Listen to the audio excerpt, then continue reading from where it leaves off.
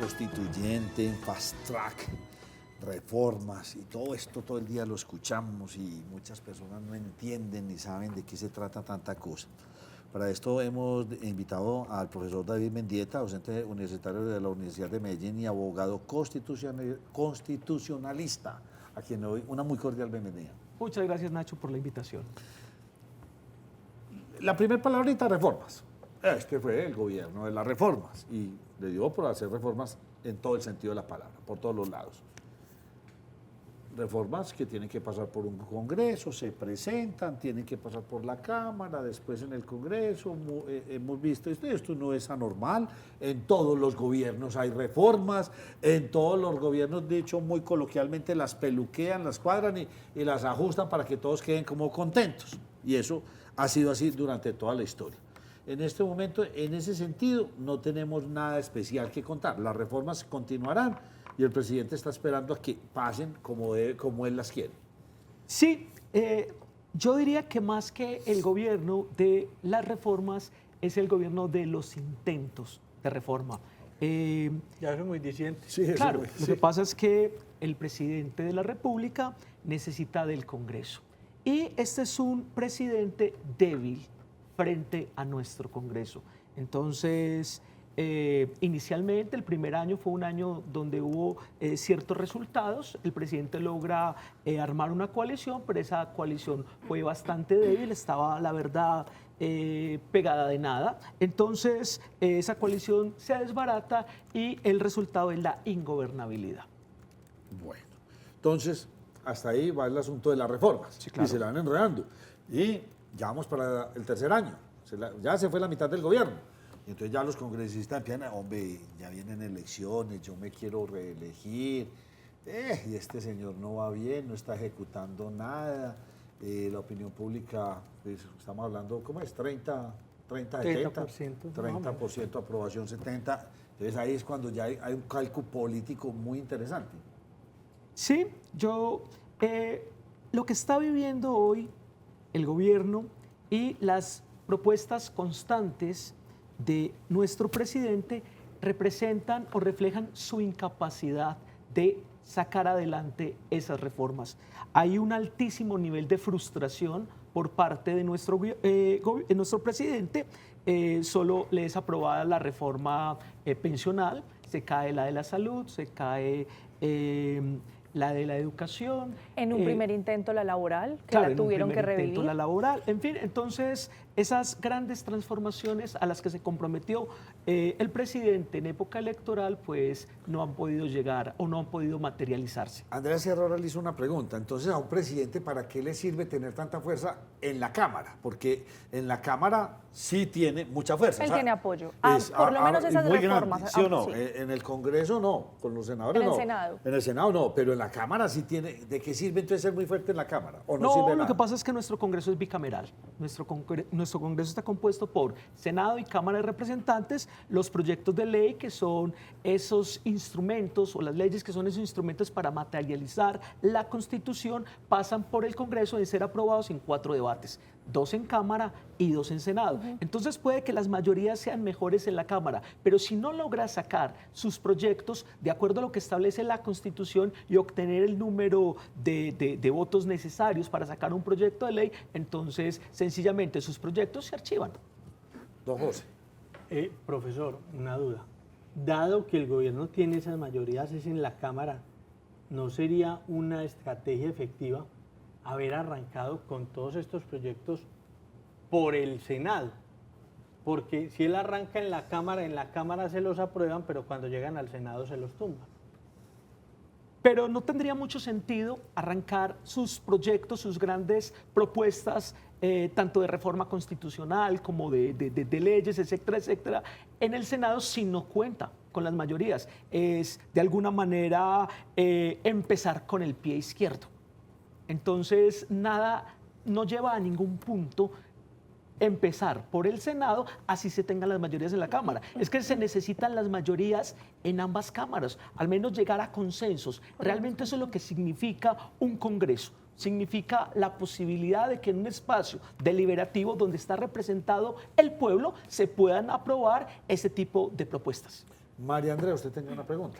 Sí, profesor David, yo quisiera que volviéramos a la esencia de lo que decía el presidente Gustavo Petro la semana pasada en la ONU, y es esa necesidad de generar un fast track para que se pueda mover más rápido, decía él, algunos de esos proyectos de reforma. Yo le pido un favor, hagámoslo como en orden. O sea, ya hablamos de reforma, vamos ahora constituyente. Para terminar, entonces, ¿por qué si la constituyente, cómo terminamos en el fast track, le parece?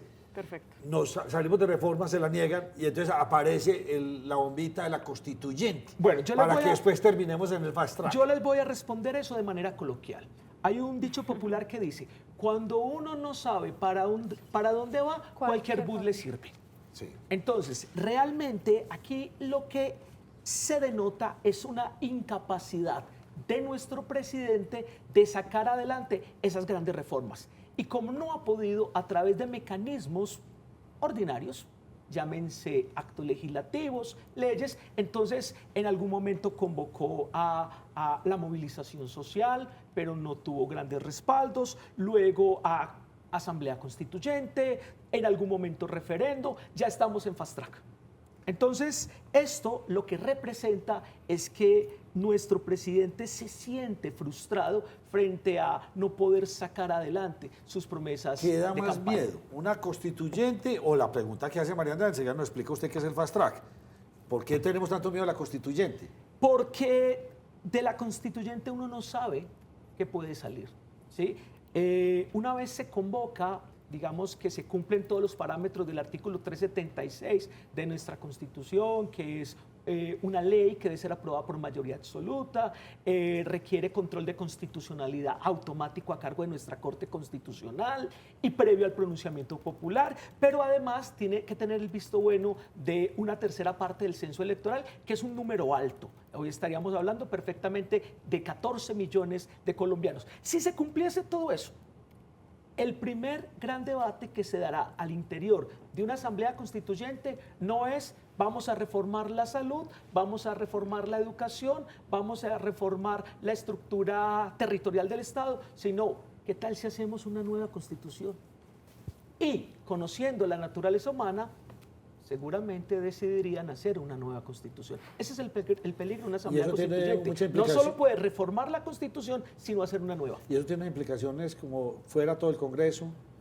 Sí, efectivamente. Podemos recomponer el país políticamente, como pasó en Venezuela, para que se queden ahí apoltronados el tiempo que quieran. Mientras funcione la Asamblea Constituyente, queda suspendido el poder constituyente secundario del Congreso de la República. Entonces, es peligrosísimo. Y si Petro sabía todo eso, ¿por qué se mete en esto? Es que él está hablando del constituyente primario y del pueblo. Entonces, ¿por qué nos proponen esto si esto es tan complejo? Porque él ha divagado entre diferentes mecanismos. Inicialmente propuso movilización social, ¿sí? Luego habló de asamblea constituyente. Después habló de referendo. En fin, no ha podido encontrar un mecanismo que pueda materializar todas sus propuestas y de alguna manera cae en mecanismos que necesariamente pasan por el Congreso de la República, donde, de acuerdo a lo que hemos dicho hoy, es un presidente débil. Profesor, si le entiendo, entonces él está como picando. Si no me da con esta, entonces le hago con esta, o si no con esta. O sea, tratando de mirar varios caminos, a ver cuál le pica. Pues sí, definitivamente ha propuesto varias iniciativas que frente a la falta de respaldo y frente a la falta de, digamos, frente a la imposibilidad de llevarse a cabo, entonces cambia por otro. Hoy estamos hablando de fast track, eso tiene nombre propio. Sí, profesor, Juan Fernando Cristo. Antes de que nos responda a eso. Sí, antes de meterme a fast track, porque quería desglosar bien la constituyente. Esas propuestas de parte del presidente o esas alternativas que plantea, eso para usted como constitucionalista, ¿es desespero o estrategia? Es desespero, ¿sí? Lo que pasa es que tenemos que tener en cuenta que nuestro presidente va en la mitad de su periodo. Y en la mitad de su periodo no ha podido concretar grandes cambios.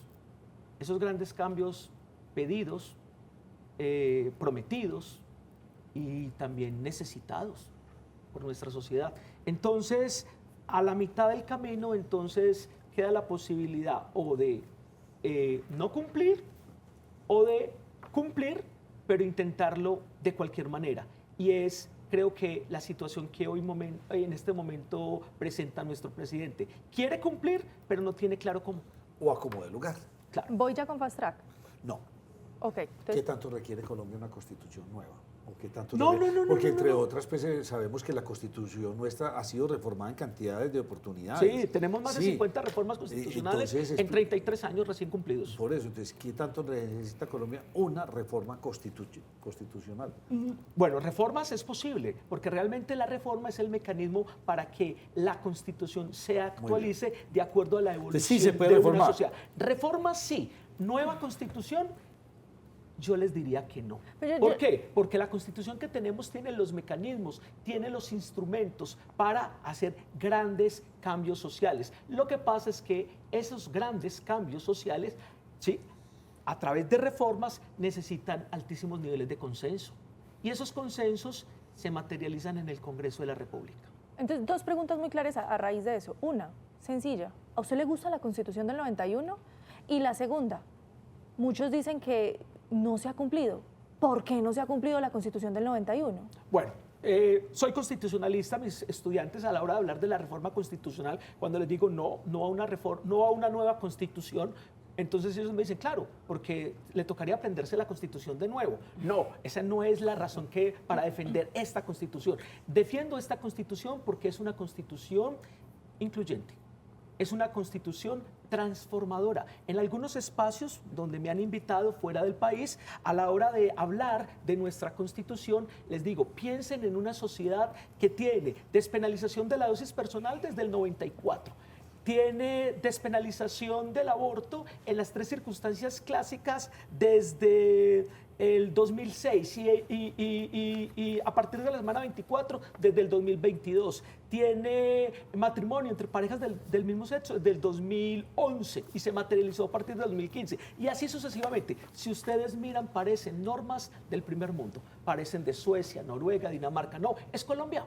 Una sociedad conservadora, una sociedad que históricamente, ¿sí?, ha sido conservadora, pues tenemos normas que han ayudado a transformar esta sociedad. Esta sociedad hoy, 33 años después de entrada en vigencia de la Constitución del 91, es más incluyente, es más pluralista, respeta más los derechos humanos. La Constitución del 91 y la lectura que le dio nuestra Corte Constitucional o que le ha dado nuestra Corte Constitucional ha ayudado a transformar a la sociedad colombiana. Profesor, ¿Y por si qué no se ha entiendo cumplido? bien. ¿Qué me queda Sí, eso? sí, ¿Por qué por no se ha ejemplo, implementado? No siempre, por ejemplo, la descentralización. Lo que pasa es que una Constitución es un conjunto de normas programáticas. O sea,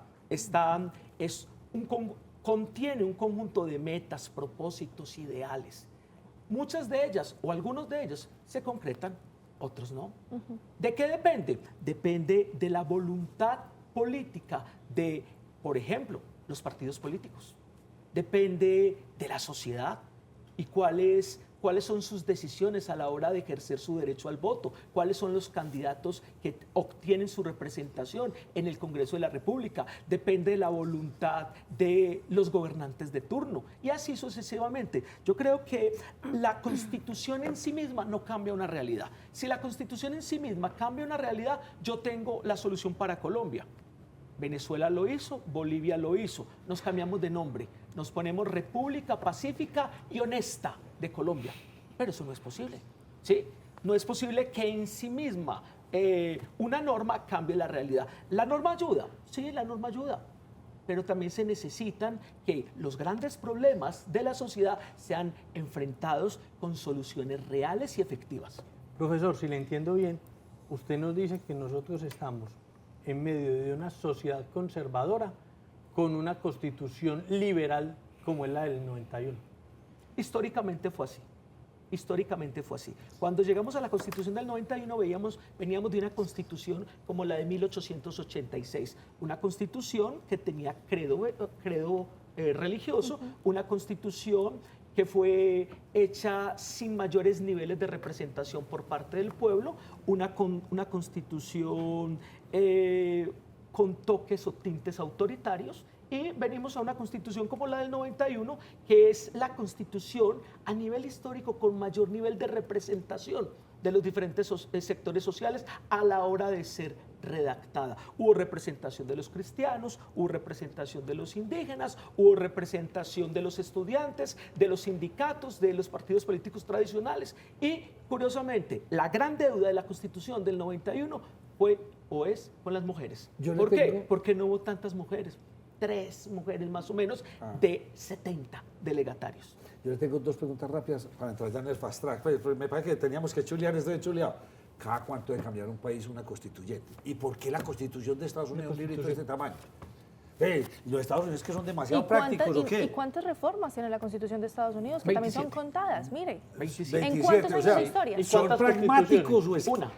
La Constitución, sí, la Constitución de los Estados Unidos es de 1785. ¿Y nunca la han cambiado? Y no, sí, 27 Las veces. enmiendas se llaman. pero es una Se enmienda. llaman enmiendas. Las Se llaman enmiendas. enmiendas. Tiene 27 enmiendas, pero yo le digo a mis estudiantes, duden de una sociedad con muchísimas constituciones o muchísimas reformas constitucionales. ¿Por qué? Porque es una sociedad que una constitución es un acuerdo político. Eso significa que una sociedad con muchas constituciones no se ha puesto de acuerdo. Sí, señor. Es una sociedad todavía fragmentada, dividida. Y los estadounidenses, esto es aplicable hasta antes de la toma del Capitolio. Claro. ¿Sí? Entonces los estadounidenses históricamente no peleaban entre ellos. En su historia cuentan con una guerra civil, la guerra de secesión entre 1861 y 1865. Los colombianos en el siglo XIX tuvimos más de 8 guerras civiles, contando solo las grandes, no las pequeñas. El siglo XX no es para sentirnos orgullosos de él, porque Sí, para está nada. claro la violencia, el surgimiento de los grupos guerrilleros, el paramilitarismo, el narcotráfico. Ese es nuestro siglo XX. Y en el siglo XXI, aquí vamos. Entonces, el asunto con las constituciones es que las constituciones reflejan de alguna manera la estabilidad o inestabilidad de un pueblo. Y existe como un tiempo, cada 20 años, cada 50 años o cada 100 años, o una constitución puede quedar como la de Estados Unidos toda la vida. Perfectamente, no existe un tiempo, es cada que una sociedad lo requiera. El asunto es que las constituciones implican acuerdos, grandes acuerdos políticos, y hoy no estamos frente a un gran acuerdo político, sino todo lo contrario, frente a un gran momento de polarización. Pero lo que sí tenemos es la posibilidad de hacer fast track, que en español, ¿qué quiere decir eso? Trámite rápido. Trámite rápido.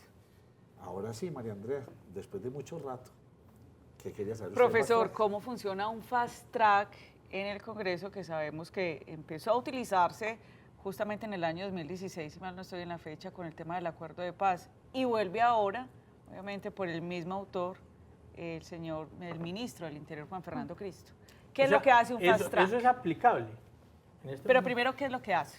Bueno, el fast track es, como su nombre lo dice, un proceso de aprobación rápido de normas.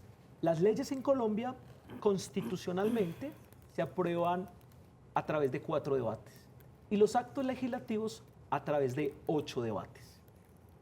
Esa es la regla general. El fast track lo que busca es reducir ese proceso, no solamente de aprobación en debate, sino también incluso en su control de constitucionalidad, que sean periodos más cortos. Entonces, por ejemplo, el anterior fast track, que se encuentra en el acto legislativo 01 del 2016, estableció que era posible aprobar leyes en comisiones conjuntas del Senado y de la Cámara y en plenarias conjuntas del Senado y la Cámara. Es decir, pasamos de leyes aprobadas en 4 debates a leyes aprobadas en 2. Pero y pregunta. los actos legislativos, que en Colombia tienen 8 debates, primera vuelta, mayoría simple, segunda vuelta, mayoría absoluta, entonces pasaron a ser aprobados en solo 4 debates por mayoría absoluta. Ese fast track fue tramitado como un proyecto de ley, es decir, eso No, pasó. fue un acto legislativo. Eso O está sea, en la Constitución. se hicieron 8 debates para aprobar Pues. que se implementara un fast track. Así fue. Pero así tuvo que fue. haber sido también con fast track que se implementó el mismo. O sea, No, porque era necesario cambiar las reglas de juego. Incluso la Corte dice que el fast track tiene carácter excepcional, transitorio. Excepcional. ¿Y quién Transitorio. pero quién define lo excepcional para que pase por fast track? Bueno, ahí la clave es el Congreso de la República. Si Juan Fernando Cristo, en calidad de ministro del Interior, pretende proponer un nuevo fast track, entonces, bueno, y en representación del gobierno, entonces se necesita una reforma constitucional. Esa reforma constitucional será a través de acto legislativo. Y ese acto legislativo tendrá 8 debates, de acuerdo a lo establecido en el artículo 375 de nuestra Constitución. Que es el que dice cómo modificar ¿Cómo la misma Constitución. Pero a través de acto legislativo. Claro. Porque los mecanismos de reforma constitucional, lo dice el 374 y siguientes, son 3. 1, acto legislativo a través del Congreso de la República. 2, referendo a través del pueblo. Y 3, asamblea constituyente. Profesor, ¿esto dónde lo copiaron? ¿O esto qué país lo utiliza? ¿O esto no lo inventamos nosotros? ¿El fast track? Sí. Digamos que es un concepto propio de la teoría constitucional y que en su momento el gobierno de Juan Manuel Santos utilizó para sacar adelante o pretender sacar adelante grandes reformas que buscaran implementar el acuerdo de paz. Lo que pasa es que no salió bien, y no salió bien porque solamente se logró sacar adelante, la Corte tuvo unas 40 y tantas sentencias de normas fast track. Profesor, para usted, como académico, ¿qué tan constitucional es implementar el fast track para lo que está pretendiendo el gobierno nacional? Depende. Esa es la palabra de nosotros los abogados. ¿Sí? Depende. Si es teniendo en cuenta el acuerdo de paz, es posible. Si sucedió en el 2000, se aprobó en el 2016 y se implementó o hubo fast track durante 6 meses del 2017 prorrogados por otros 6 meses, entonces podría suceder porque las razones, digamos, tienen una lógica jurídica, y es que gran parte del acuerdo de paz no se ha implementado.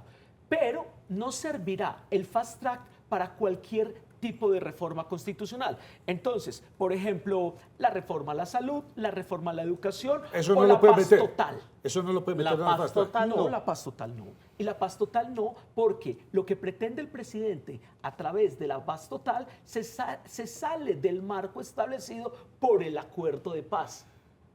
Entonces, no podrá hacerlo fast track, pretender implementar la paz total. Profesor Mendieta, ¿utilizar ese formato del fast track se puede hacer la vez que uno quiera o eso tiene una limitante? La propuesta surge del gobierno, se tramita en el Congreso de la República, deberá ser aprobado, como lo dijimos antes, a través de un acto legislativo, y será la Corte Constitucional la que determine ¿Cuántos? si... Perdón. ¿Cuántas cantidades de pesos o cuántos fast track puedo hacer? No, es posible, es una propuesta y sobre todo si lo que se pretende es materializar el acuerdo de paz. Es completamente posible porque el gobierno nacional tiene iniciativa en esa materia, puede hacerlo.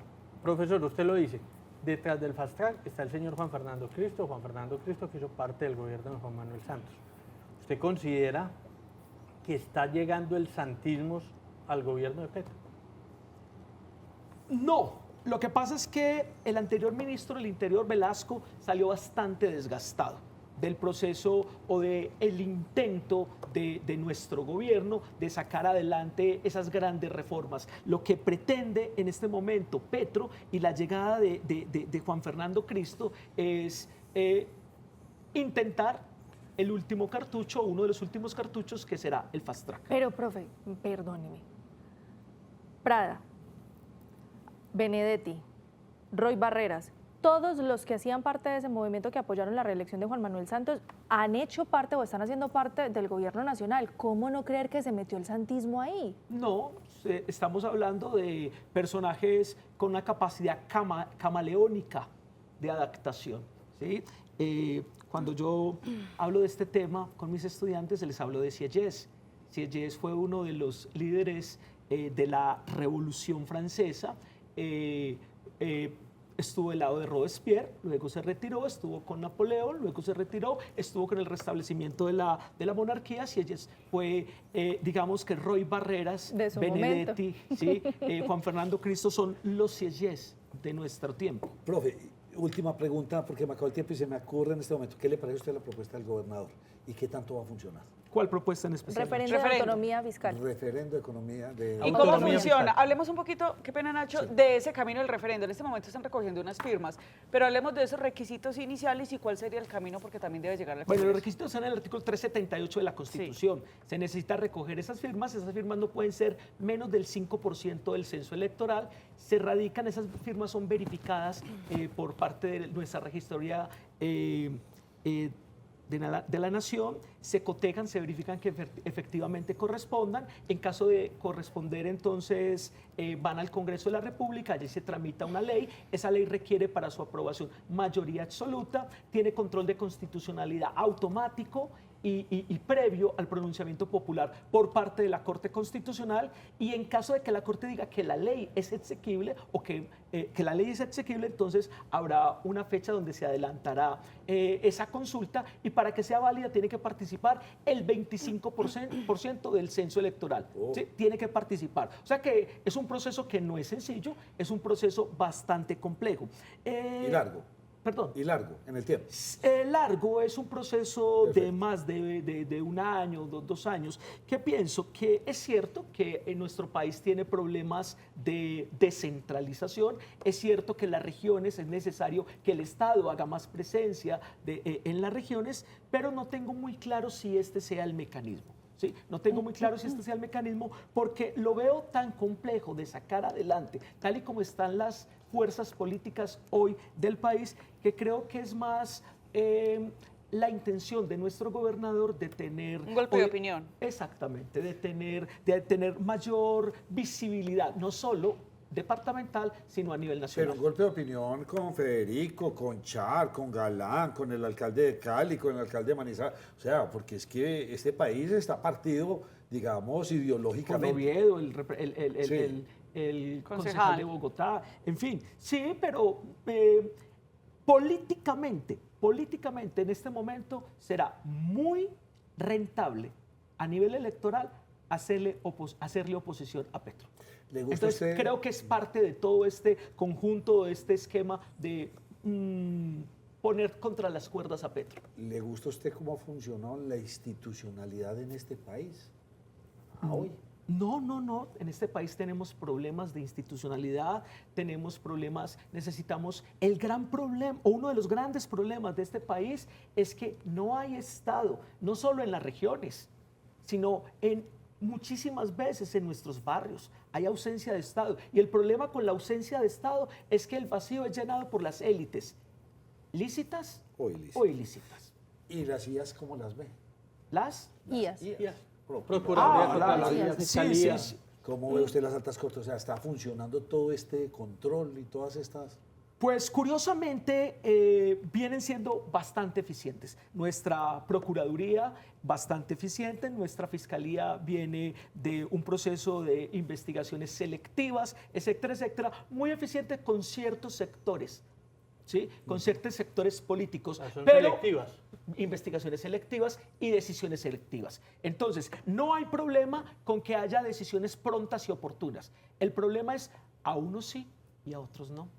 Pero Eso, está o sea, si hay funcionando. justicia rápida y efectiva, bienvenida sea, pero para todos. Pero está funcionando la balanza en este país. Los No, pesos y los contrapesos. No, digamos, sí hay pesos y contrapesos porque es la estructura que tiene nuestra Constitución. Sin embargo, esas IAS o esas entidades dependen en gran medida de quién las dirige. Y hemos encontrado en nuestro país que hay investigaciones y sanciones selectivas. A unos sí y a otros no. David Mendieta, docente universitario de la Universidad de Medellín y abogado constitucionalista. Muchas gracias. Muy interesante todo el cuento que nos echó hoy. A Aprendí ustedes, Nacho, bastante. por la invitación y a todos los Pero televidentes. no le tengamos miedo al fast track. Va. Depende. No les aseguro que vaya. Perfectamente es posible que se hunda al interior del Congreso o incluso que no pase control de constitucionalidad a cargo de la Corte. Además, los tiempos son bastante precarios. Amanecerá y veremos.